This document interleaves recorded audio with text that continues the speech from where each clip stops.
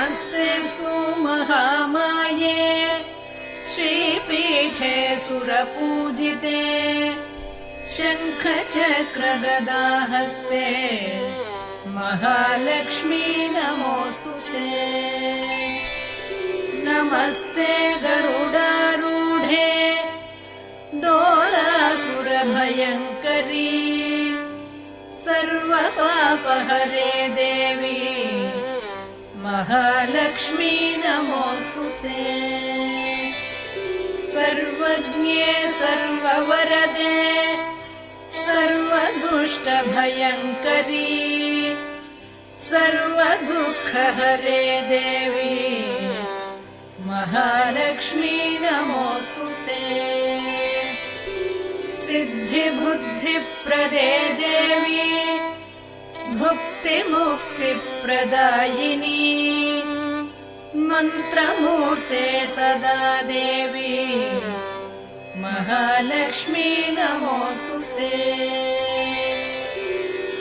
आद्यन्तरहिते देवी आदिशक्ति महेश्वरी योगज्ञे योगसम्भूते महालक्ष्मी नमोऽस्तु ते।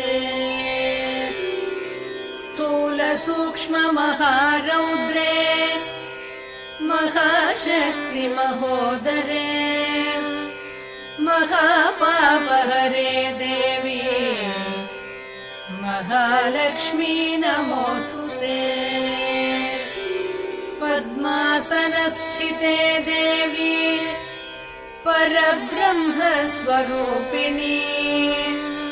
परमेशि जगन्मातः महालक्ष्मी नमोऽस्तु ते। श्वेताम्बरधरे देवी नानालङ्कारभूषिते जगत्स्थिते जगन्मातः महालक्ष्मी नमोऽस्तु ते।